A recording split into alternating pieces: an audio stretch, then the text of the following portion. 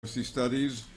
She has previous experience of being an intern at the U.S. Embassy in the commercial service. Correct. I don't hold that against you. And she also works for Fox and AFBC affiliates in Los Angeles, which is as a UCLA graduate is fine with me. I actually didn't go to UCLA, but we'll still say it's okay. First of all, I want to say Mazal Tov also to Uriya. He, first of all, was my thesis supervisor, and basically my work ended up being what it is today because of him. He also allowed me to use one of the books, Sharia and Muslim Minorities, which I was incredibly impressed by. I'm sure all of you will be as well. And with that, I just want to get started. So like he said, I am talking about the ideological roots of the Islamic State, focusing on the three subjects, Takfir, Jihad, and the Caliphate. The Islamic State is a really new topic. There's so much you can say, but I'm just going to try to say it kind of quick and get a lot of information in quickly. So my research question for my study was, does the Islamic State have any unique ideological holdings that make it differ from other Salafi jihadi groups? We talked quite a bit about Salafi jihadi groups today, and I want to talk about how the Islamic State fits within that grouping. And first of all, I want to tell you what I concluded before I actually talk about it, so I'll explain to you how I concluded that as we go on. So my answer to this question was yes, the Islamic State does have unique ideological beliefs based on its reestablishment of the Islamic Caliphate, or its claim to have, its strict enforcement of Sharia law within its territory, its use of offensive jihad, and its liberal use of takfir. My methodology, I'm just going to tell you this really quickly so you understand why I came to these conclusions. From the period of June 2014 to July 2015, I conducted a quantitative analysis of all statements, oral or written, made by the Islamic State leader Abu Bakr al-Baghdadi, as well as the Islamic State spokesman Sheikh al-Adnani al-Shami, which I'm just going to call Adnani from now on because that's way shorter. I also used issues 1 through 10 of the Islamic State's propaganda magazine, which is called Dabiq. And these are the photos that you're seeing at the bottom. As you can see, they are in English. The magazine is also in Arabic and a number of other languages. But I actually didn't have to do the translation work for that because the Islamic State is trying so hard to recruit foreign fighters that they have published all of their propaganda in English as well. And then in order to give some context to this analysis, I also used secondary literature regarding the Salafi movement, and specifically the Salafi jihadi movement, so we can understand how the Islamic State's ideology fits within that grouping. We talked a bit about Salafi jihadi groups today, but I don't think or maybe we did, but I didn't catch one yet, an actual definition of what a Salafi jihadi group is. I define it in my research as groups that proclaim a purist approach to Islam that draws from Salafi or Wahhabi religious traditions, while also employing Sayyid Qutb's radical action-based theology with a more extremist international focus than other groups. I know that's a very loaded definition. Basically, we're saying it is a section of the Salafi movement, which also is similar to the Wahhabi movement, but more than that, it also joins with Sayyid Qutb's action-based theology, which has a lot to do with jihad. I'm just going to explain a tiny bit about Sayyid Qutb so we understand why we're saying these groups are different than Salafi groups, the greater Salafi movement. Sayyid Qutb was an Egyptian ideologue that lived during the 1900s. He was executed in the 1960s by the Egyptian regime. But before his death, he argued that society cannot be Islamic unless it practices total Islam, meaning in every sphere, legal, economic, social. And he said that in order to do so, that a society should implement Sharia law in every aspect of life. Then moving away from Sharia, he also made a huge contribution to the Salafi jihadi movement in terms of jihad. He said that jihad should be practiced on a global scale, instead of the classical Islamic understanding of defensive jihad being defense of Muslim lands, as in if a foreign invader arrives to Muslim territory, Muslims should defend their territory. He argued that defensive jihad should also take place abroad.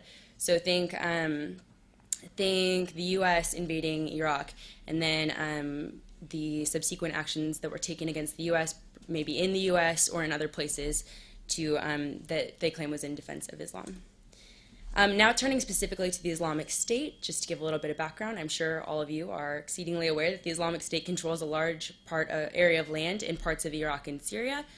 It also started out as an al-Qaeda affiliate called Al-Qaeda in Iraq, which was under Abu Musab al-Zarqawi in 2006 is when it was started. It then came under the leadership of Abu Umar al-Baghdadi, and finally to its current leader, Abu Bakr al-Baghdadi. It continues an al-Qaeda affiliate until 2013, when it announced that it was joining with Jabhat al-Nusra, which is the al-Qaeda affiliate in Syria. They said they're joining together, and they would now be known as ISIS, the Islamic State in Iraq and al-Sham. Of course, they said it in Arabic. I'm going to say this all in English. However, Jabhat al-Nusra said, we don't want to join with you. We are just going to remain an al-Qaeda affiliate in Syria. And the al-Qaeda Central Command said, you are not allowed to do this. You cannot become ISIS. Stop what you're doing. Obviously, they didn't stop.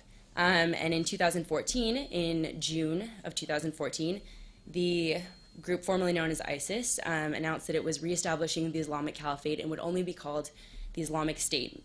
They dropped that part, saying in Iraq and al-Sham, because it has a more global connotation now. Instead of just saying we're only located in Iraq and Syria, it now can spread everywhere. I want to draw your attention to this map. It is not the most updated to the week map, but this dark gray area is area that is under the control of the Islamic State, and the light gray area is somewhat under control or in dispute. And I'm circling a couple major cities as well, not because I want to talk about it on a tactical level, but because I want you to see that these are major cities that are far apart from each other. This is a massive area of land that they have control of, and since they've claimed to establish the Islamic Caliphate, that has certain repercussions for their control of this land. First of all, establishing the Caliphate, what does that mean, and why are they the only Salafi jihadi group to have claimed to do so? First of all, in order to establish the Caliphate, you must have a Caliph, the leader of the Caliphate. There's a couple things that he must be and be able to fulfill. He has to be an adult male, Muslim, fully devoted to his religion, mentally sane and without physical defect. And this is the interesting one. He must be a descendant of the Quraysh tribe from the Arabian Peninsula. This is the tribe of the Prophet Muhammad. So basically we're saying we need a descendant of the Prophet Muhammad to lead the Islamic Caliphate.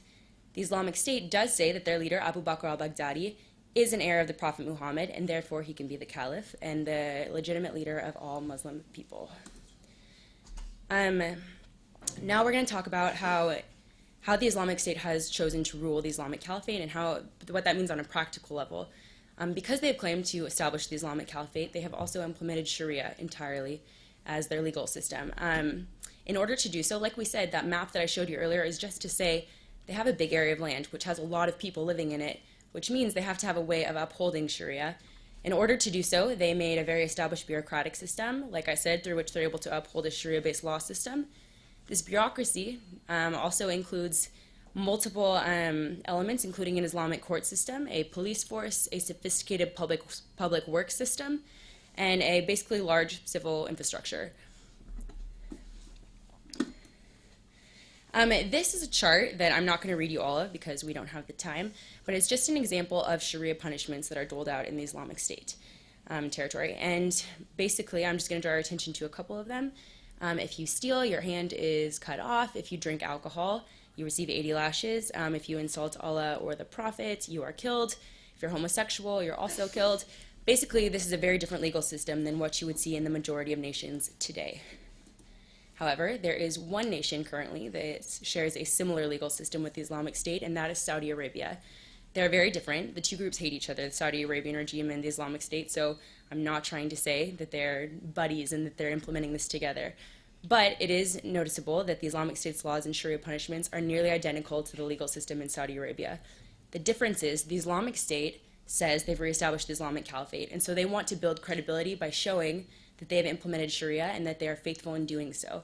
Whereas the Saudi government has a different agenda. They're an established country, and they're a player in the international forum. They don't want to draw attention to punishments that maybe would be condemned by other countries. And here are some photos, obviously from the Islamic State. On the left side, this one, that is a man about to be beheaded, that was on accounts of sorcery. The man in the middle was accused of being homosexual, so he was thrown off a building and then stoned to death. And the three men on the right were accused of being in possession of alcohol, so they received 80 lashes. So basically we're saying because the Islamic State has claimed to establish the Islamic Caliphate, they've implemented Sharia, and that has a very practical implication as well as an ideological implication. I'm going to speed through this because I have a lot of information to get through, but next we're going to turn to the Islamic State's view of jihad. But before I talk about the Islamic State specifically, though, I want to talk about jihad in general just to give us some background.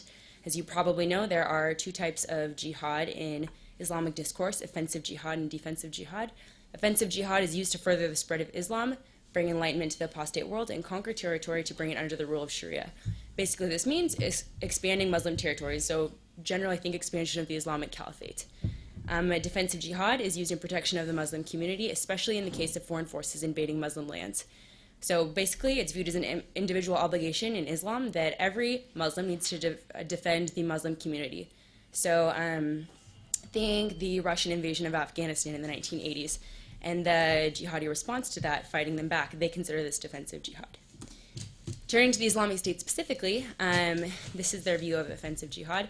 First of all, something to understand, like we said, offensive jihad includes, okay, wow, I'm running out of time, so I'm going to really have to speed through this. Basically, it includes the expansion of Muslim territories, and it can only be commanded by the Caliph of the Islamic Caliphate. So because the Islamic State is the only one with a Caliphate and the only one with a Caliph, they're the only one who can call for it. They say that al-Baghdadi is the heir of the Prophet Muhammad and can call for offensive jihad, that it will use jihad to conquer the world, and that conquering the world will mean a global Islamic Caliphate and a universal implementation of Sharia. Defensive jihad, on the other hand, the Islamic State has much more in common with other Salafi jihadi groups. It says it's an individual obligation. It should be used within the group's territory to target unbelievers. So if you're not a Muslim and you wander into the Islamic State's territory, you should be targeted. And that they also say that individuals should target the Crusaders, meaning the West, in their own lands. This I actually thought was the most interesting part of the research that I conducted, as well as the perhaps the most crucial part in understanding the Islamic State's ideology, and that is their use of takfir. Takfir is the act of declaring an individual as an apostate and no longer Muslim. Notice I said no longer Muslim. This isn't someone who was a different religion. It's someone who has claimed to be a Muslim, and they've done something so bad that they can no longer be considered a Muslim. I'm just going to skip over these photos for lack of time. So this chart. This is a huge topic in Islamic discourse, and I'm just going to lightly touch on it, but loyalty and disavowal. We heard about it a little bit in previous presentations, but basically it's a love for Allah, a love for the Prophet, a love for the Muslim community, and hate for everything that is not a part of that. For the overall Salafi movement, loyalty and disavowal means that friendly relations between Muslims and non-Muslims are strictly prohibited, and that Muslims should not imitate or copy non-Muslims. For Salafi jihadis, it's a little more extreme. This understanding also prohibits military or political cooperation or alliances with non-Muslims, and also can include jihad against non-Muslims. Why am I telling you about loyalty and disavowal? Because this is the reasoning that the Islamic State has used for its justification for its use of takfir. It has said any state, any group that partners with the West or partners with basically any non-Muslim nation, that they are apostates. They have not fulfilled their role as Muslims by only being faithful to the Muslim community, and therefore they are apostates and they should be killed. This goes for individuals and also nations.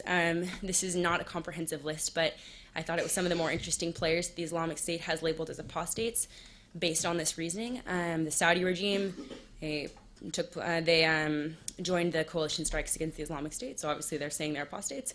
The Egyptian regime, former President Gaddafi of Libya, Jabhat al-Nusra, which, if you remember, they wanted to join them in the beginning, so this is a big change. The Al-Qaeda Central Command, basically, I'm not going to read through the whole list, but basically every group and leadership in the Middle East. The most interesting of all of these, in my opinion, was its use of takfir against Al-Qaeda, saying that the Al-Qaeda Central Command is apostate. The two groups should have a lot in common, and in fact, they say that their ideologies are radically different. Both groups have said this. The Islamic State spokesman al-Adnani actually said, "Verily, Al-Qaeda today has ceased to be the base of jihad. Rather, its leadership has become an axe supporting the destruction of the project of the Islamic State and the coming Khalifa."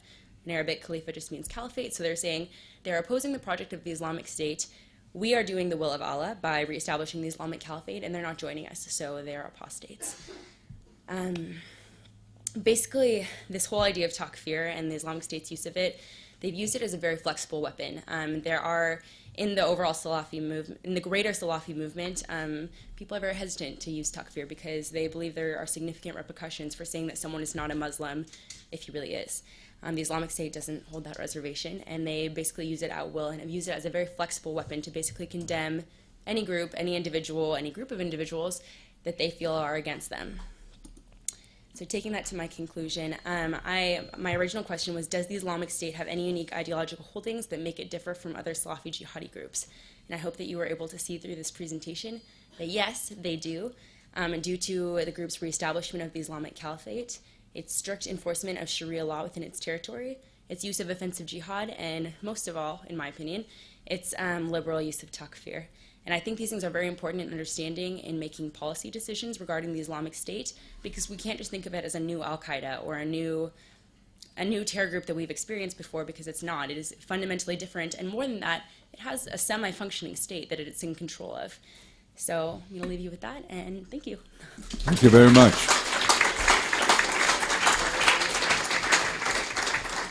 Okay.